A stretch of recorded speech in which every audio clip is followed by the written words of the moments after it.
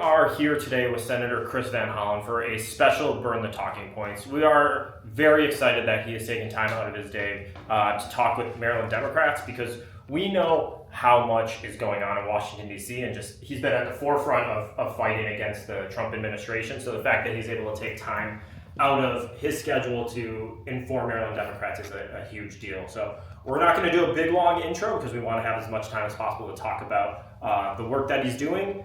So Senator, we're going to get straight into it. You have been on the forefront of fighting against some of the worst excesses of the Trump administration. Some people call you the hero of the resistance. How are you kind of thinking about the moment we're in and your place within that moment? Well, I want to thank all Marylanders who are also standing up as patriots against this lawless president. And I think all of us have a duty to help protect our Constitution and due process and the principles and values that we hold dear as Americans. And as somebody who's been invested with a special responsibility as an elected official, I feel a special obligation to make sure that I fight to protect our country and our Constitution. So let's talk about one of the areas that really kind of captured the national attention was your trip to El Salvador. So to level set for folks, a Maryland father was taken and sent to El Salvador into CCOT into disgusting, I call it a gulag. And the Trump administration is refusing to give him back, even with the Supreme Court saying you must facilitate his return. So you said, screw it, I'm gonna go and find out what's going on myself. Can you talk us through just how you thought to do that and just the process you went through? Yes, and it's important to understand that this is not just about one person, because when you deny the constitutional rights of Kilmar Abrego Garcia, you threaten the constitutional rights of every American. So when he was illegally abducted off the streets of Maryland and then sent to this notorious prison in El Salvador, I was determined to do something about it because the Trump administration admitted in court that they had wrongfully seized and deported him. And yet instead of fixing the problem and bringing him home, they decided to fire their own attorney who told the truth in court. And now they're ignoring a 9-0 Supreme Court decision to facilitate his return. So I was determined to meet with the president of El Salvador when he was in Washington. And when he wouldn't meet with me when I was here, I said, I'm going down there. And that's what I did, to both insist that they release Mr. Abrego Garcia, but also to set eyes on him and see him and see that he's alive and be able to report back to his wife and his mom and his brother. Can we talk a little bit about El Salvador in general? This is something that makes me really worried. Obviously, the Trump administration looks at President Bukele as an idol. He has done something in that country where, for folks that don't know, has essentially swept up tens of thousands, hundreds of thousands of men, probably age 18 to 45, and threw them in these prisons with no due process. And he's calling it like cleanup. They had a huge gang problem. And the public opinion there is somewhat in favor, somewhat against. It depends who you talk to. But the Trump administration looks at that almost as their idol and wants to seem like bring that model to the U.S. I'm really worried that they're looking at the public opinion in El Salvador and saying, well, they like it there, why don't we do it here? Is that something that gives you pause? Are you nervous about that at all? I think that President Trump sees President Bukele as a role model, along with Putin and other authoritarian leaders. President Bukele calls himself the world's, quote, coolest dictator.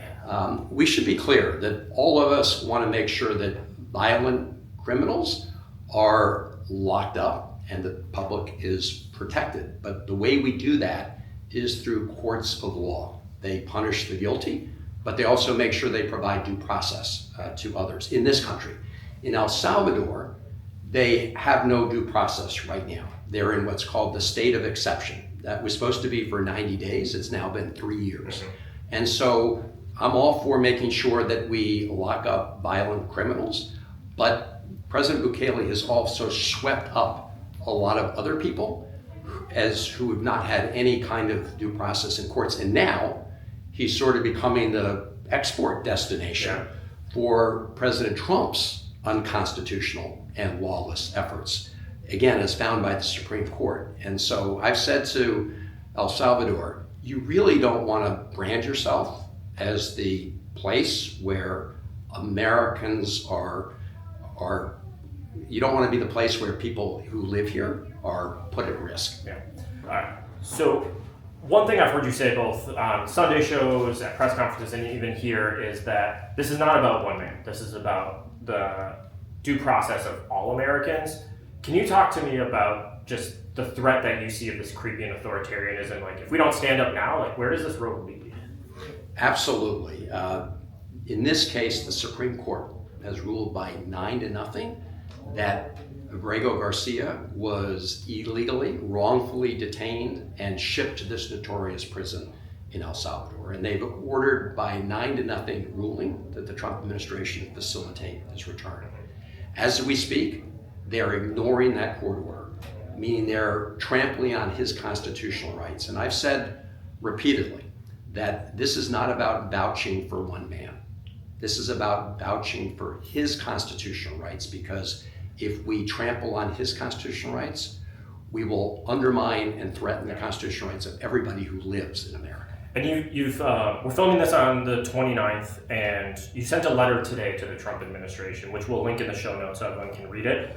You had a conversation with the vice president of El Salvador while you were there, and what I read from your letter was he made it really clear that they're paying us, we're going to keep them until they stop paying us. So it sounds like the Trump administration is actively able to get him back if they want and are choosing not to. And also, I think Donald Trump in the Atlantic interview also said I didn't know the Supreme Court said we need to return him. So it really feels like he's trying to blame his subordinates, which we all know throughout history how that's worked out. What is going on? Well, the Trump administration is simply lying if they claim that they're trying to facilitate his return. They're not trying to do that. They're also claiming that they have to respect El Salvadorian sovereignty and they just won't give him back. But when I talked to the vice president, two things were clear. He said that the ball is in America's court, meaning we just need to hear from the Trump administration. What's that? All they have to do is ask. They should just ask. And when I said, can't you let him go? They said, well, we can't smuggle him into America. I said, we don't want you to smuggle him to America. We just want you to open the doors to the prison and let him go. And by the way, Attorney General Bondi said in the Oval Office that we'd send a plane. But it was very clear from the vice president that they are keeping him for one reason, not because they have any separate evidence that he's been engaged in any wrongdoing, but because they're being paid by the Trump administration to keep him. Yeah, I think this is a hard point too that maybe isn't getting discussed as such by the right-wing media. Is he should be returned, and then if they have evidence of something that is deportable, whatever it is, they should go through the correct process and present it, and then they would still get deported to El Salvador or wherever, not to CCOT, which is a gulag that no one exits from. I feel like that is being missed in the larger conversation and on the media. It's we're not saying return him and then build a steel fortress. Return him and go through the process. If there's evidence of wrongdoing, there's evidence of wrongdoing. If there's not, there's not. But that's what due process is about. Exactly. Look, Donald Trump and his minions are trying to change the subject entirely. They want to distract people. He's been on social media, the president, putting out all sorts of information. Take some pictures of you. Also. Yeah, about Abrego Garcia. Yeah. What I've said is stop the social media and put up or shut up in court, because the federal judge who heard this case said, and I'm quoting him, that the administration has provided no evidence linking Abrego Garcia to MS-13 or any terrorist activity, end quote. So if you got the evidence, put it in court, put it before the judge. Just shut up on social media and stop trying to distract people. And at the end of the day, the courts will decide ultimately what his fate will be. Yeah. But it's about more than him. It's about all of us. Here's my last question on El Salvador, probably. But the way that I'm interpreting this with CCOT is, as long as they can get you into CCOT, they can say there's nothing we can do, and they're telling the courts there's nothing they can do. And so far the courts are saying return, but they're not taking that next step of saying you're defying us. What's the logical extension in my brain is just as long as they can get those planes in the air, before, a judge says stop the plane, although they've ignored that too, they can send whoever they want, and it's not their problem anymore as long as they can get them to like El Salvador airspace. Yeah. Like that's really scary. Well, it's scary and it's unconstitutional. Yeah. And the Fourth Circuit said this very well. The lead author of their 3-judge decision is a guy called Judge Harvey Wilkinson. He was appointed by the Reagan administration. He said there are hard cases and then there's this case. Yeah. This is an easy case because it's outrageous that the administration's admitted he was wrongfully sent over. Yeah. And now, to your question, claiming that they have no custody over him. Yeah. It's very obvious that the Trump administration could get back Abrego Garcia like that. Yeah. So this is called Burn the Talking Points, and part of the lesson we got from 24 is like authenticity and like say what you think. And so I'm gonna ask you a question. Feel free to say, let's cut this question. Marco Rubio, what is going on with that guy? Marco Rubio has become a disgrace to the country. Yeah. When he was a senator, he talked about upholding universal human rights. He was kind of the champion in the Senate of all. Yeah. He talked about the importance of protecting not just our democracy, but promoting democracy around the world. Now he's not even really conducting foreign policy. He's actually become the student deporter in chief, violating people's First Amendment rights. And he's like Steve Witkoff's assistant. Well, yeah, exactly. That's true. I mean, his main portfolio now, Rubio's, is trying to deport students who are exercising their First Amendment rights and doing this deal with El Salvador to use American taxpayer dollars to pay the government of El Salvador to lock up people who are unconstitutionally deported from the United States and are detained in this notorious prison. That's what Marco Rubio is doing right now. I regret voting for him. I said so early on. Well, he was 99-0. But I very early on said, this is a huge mistake. I mean, a little bit of that was like Senate deference, right? Where it's like a former senator almost always gets almost unanimous support. Do you feel like that type of senatorial deference is going to be going away over the next 2, 4, 6, 8, 20 years? Well, let's put it this way, and I tell all the Trump nominees who have come since that Marco Rubio has made sure that I don't vote for any of these nominees because what he said during his confirmation hearings, he very quickly ignored. And what he said as a senator, he very quickly ignored. So my view is the personal opinions of these individuals are not relevant because once they're in this Trump administration, they do the president's bidding, whether it's legal or illegal. I struggle with like his cabinet in general because everyone seems so sycophantic. I don't know where we go as a country if the pendulum will swing. Hopefully we win in 26, we take back the House and the Senate. 28, we take back the White House. But is this now the new Republican Party where they've learned that having an iron grip means you have to have sycophantic people around you that will say whatever you want, do whatever you want, no matter what, and as long as you're at 80+% with the party, you'll hold an iron grip? Is that what the new Republican Party is? If Democrats are going to be the governing party, Republicans are the authoritarian party, and we just keep going back and forth? That's where we are right now. Yeah. This is what I call the dear leader party. Yeah. They all bow down to Donald Trump. They're sycophants to Donald Trump. If you look at a cabinet meeting, it's like, praise dear leader. Unfortunately, that has also infected all the Republicans in Congress because their capacity to be rubber stamps knows no bottom.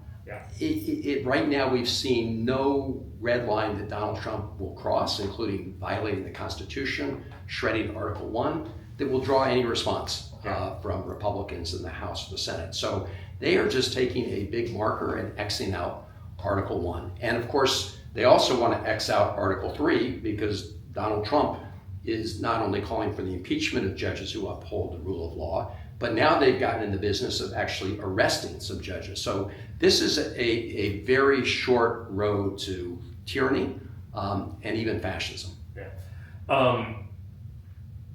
While as uplifting as all of that is, we know that you also have to be legislating as a senator, as a representative. Like you're fighting fascism every corner, but you also, there's Marylanders who need their SNAP benefits. There's Marylanders who, laws need to change. Is there anything that you're working on that you want to highlight for the audience that hopefully, I'm sure Trump will definitely sign, but when we take back the House and Senate in 26 and the White House in 28, like these are things that you've been really looking forward to legislating on when we can get back to not fascism? Well, there are lots of things that I've been working on, like a polluter pays legislation, voting rights legislation, get rid of secret money in politics legislation, but all those big initiatives, we'll have to wait till we have the votes. In the meantime, I am working to protect Maryland's interest. In the first Trump administration, they zeroed out money in their first budget for the Chesapeake Bay, right? By the end of that Trump administration, working on a bipartisan basis, Senator Cardin and I had succeeded in increasing the overall amounts of funding for the Chesapeake Bay. It had been $73 million when Donald Trump got into office. He wanted to zero it out. We got it up in about $85 million. So there are things we can do to protect Maryland, but I will say that this second round of Trump is even more lawless and even more dangerous than the first, which is why what gives me hope is that the American people are responding so quickly. I mean, it's been 100 days of a disastrous presidency for the country, but it's also been 100 days of grassroots activism all over the country. So the antibodies that we have for the Constitution, to protect the Constitution and protect democracy, are strong. Yeah. And everybody just needs to exercise their patriotic duty to get out there and save our country. I mean, his polling now is worse than his polling at this time in the first term, which is not reassuring, but at least the public is seeing. So we're going to end here, but one thing we always do is play really stupid games, and we're going to play a stupid game that we're coming up at the top of our head here. And so if it doesn't work, we're going to cut it and pretend we never did this. This is called World's Worst Podcast. You are now the host of a podcast. I'm going to give you two people. You have to tell me who you prefer as your co-host, and then tell us why. And we're going to go through a couple of rounds of people. So this is the Van Hollen Podcast and Friends. Pete Hegseth or Marco Rubio? Who is your co-host and why?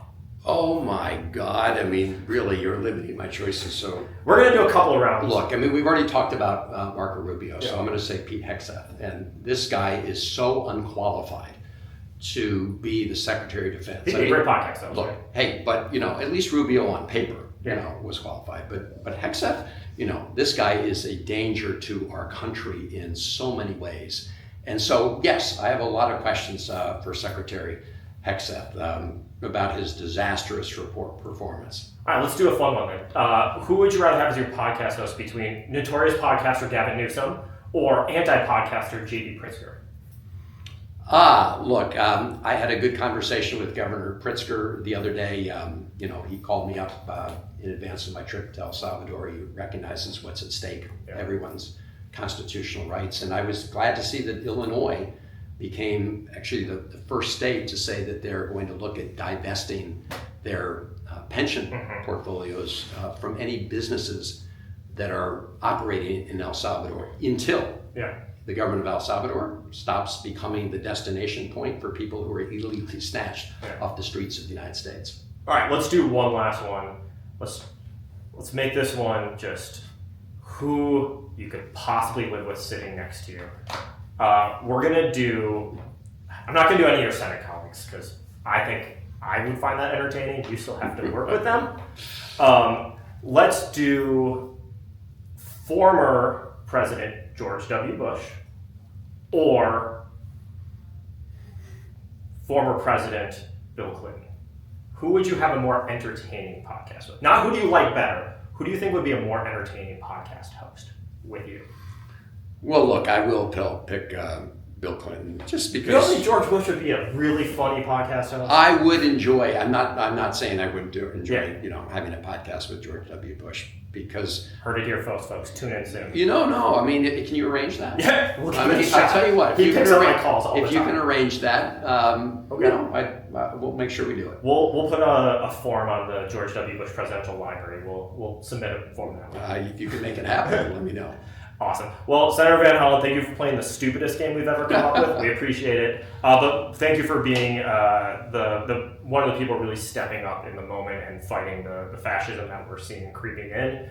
And I don't know how you like the nickname Hero of the Resistance, but I think it's been floated out there a couple of times. So Chris Van Hollen, Hero of the Resistance, thank you so much. Thank you, and thank you to the Maryland Democratic Party for all you're doing in this fight to protect our Constitution and country.